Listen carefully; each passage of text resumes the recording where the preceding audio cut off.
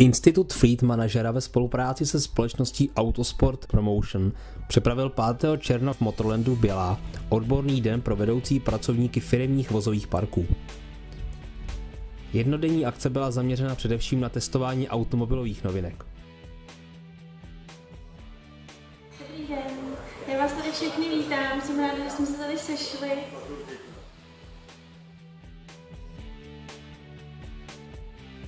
Odborného dne se v Bělé pod Bezdězem zúčastnilo přes 50 flotilových manažerů. Na akci bylo možné vyzkoušet 35 automobilů, a to jak na terénním polygonu, tak v běžném provozu. Praktické jízdy doprovázely odborné přednášky na téma plánování obměny vozového parku, pojištění automobilů, náklady na provoz u vozidel 4x2 versus 4x4 a moderní technologie oprav karoserií.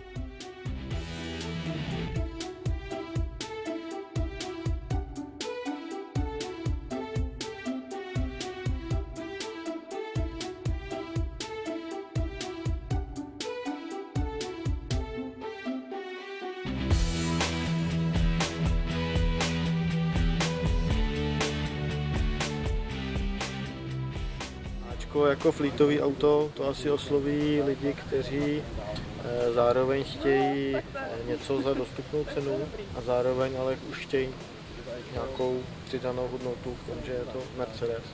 U těch větších aut je to trvalý pohon všech 4 kol. U té kategorie menších aut Ačka, Bčka je to něco jako Haldex, to znamená, není to trvalý pohon.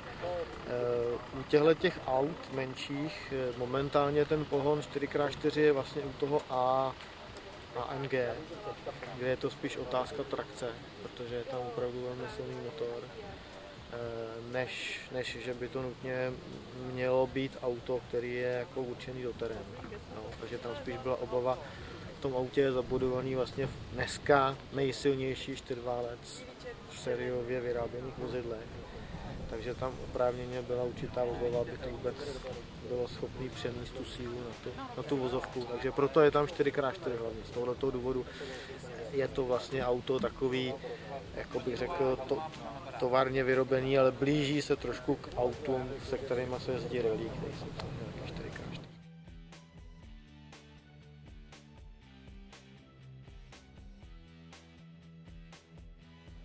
Renault Clio 4. generace, stejně tak jako všechny 3 předcházející generace tohoto vozu, jsou bestsellerem ve své třídě, ve své kategorii, a nový Renault Clio je vlastně prvním představitelem toho nového modelového a designového trendu automobilky Renault. Už po svém uvedení na podzim minulého roku získal řadu prestižních ocenění a v minulých týdnech se vlastně Renault Clio stal fleetovým vozem roku 2013 v Evropě. V březnu jsme uvedli na trh verzi Grand Tour, která v podstatě má stejnou podvozkovou platformu, auto je zhruba 20 cm delší a v katalogové ceně je rozdíl mezi hatchbackem 5dveřovým a Grand Tourem 16 000 korun včetně DPH. Takže věříme, že Clio najde cestu jak ke klientele privátní, tak zejména ke klientele korporátní, a zatím ty odezvy, které máme, a ty objednávky, které k nám chodí nebo které realizujeme, tak vypadají velmi nadějně. Takže co se týká programu Renaultů, modelových řad ZE, jak jsou označovány Zero Emission, tak Renault v minulých letech masivně investoval do této oblasti, do vývoje a výzkumu, a v podstatě dneska je špičkou ve světě v této oblasti. V současné době má 4 plnohodnotné elektrické modely. Je to Fluence, je to model Renault Kangoo ve všech v podstatě objemových velikostech. Je to koncept Renault Twizy a je to novinka Renault Zoe. V rámci České republiky nebo teritoria Čech, Slovenska a Maďarska zatím tady ta situace není zrovna ideální pro, řekněme, spuštění prodeje elektromobilů v plné své šíři, protože státní podpora v této oblasti ve všech 3 zemích, a nejenom v těchto 3, ale okolních zemích, je v podstatě nulová, a takový ten trend, který vidíme v západní Evropě, ať už jsou to severské státy, nebo je to Francie, státy Beneluxu, ale i Anglie, kde vlastně stát poměrně masivně přispívá provozovatelům těchto vozů na jejich koupy, tak tento systém zatím u nás nefunguje.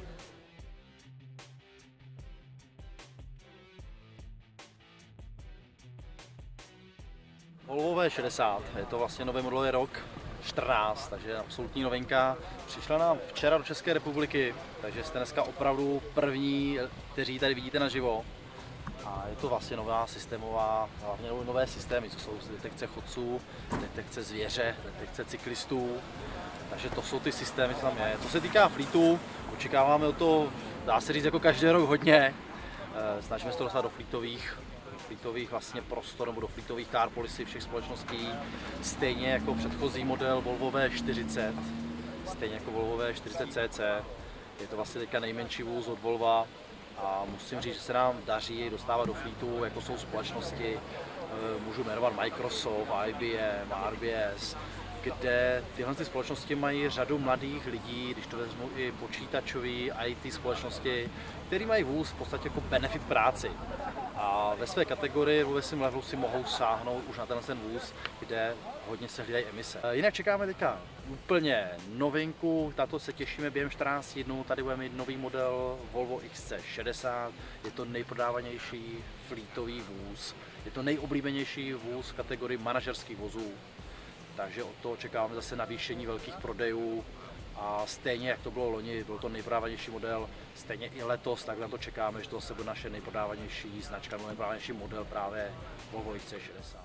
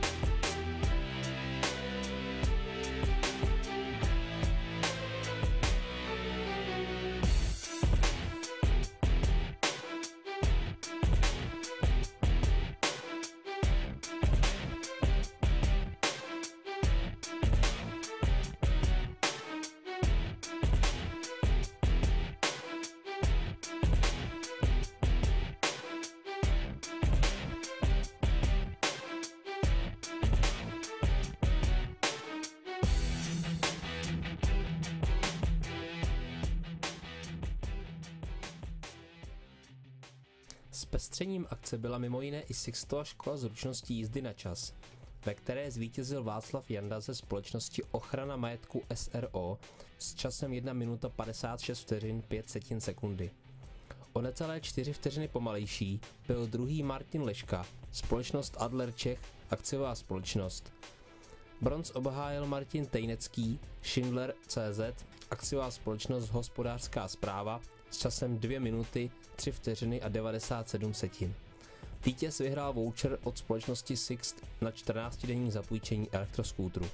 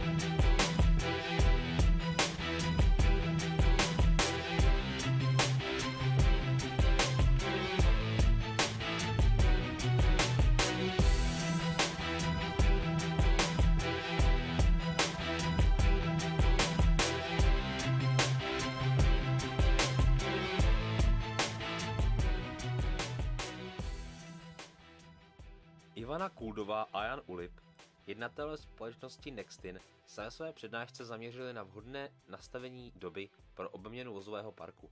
Připomněli, že optimální životnost vozidla se rozumí doba, po kterou si automobil dokáže udržet své původní vlastnosti. Obecně se u automobilů uvádí doba životnosti 8 let nebo 240 000 km. U elektromobilů je to 9 let při každodenní jízdě do 130 km. Tomáš Kabele z České pojišťovny pohovořil na téma pojištění automobilů.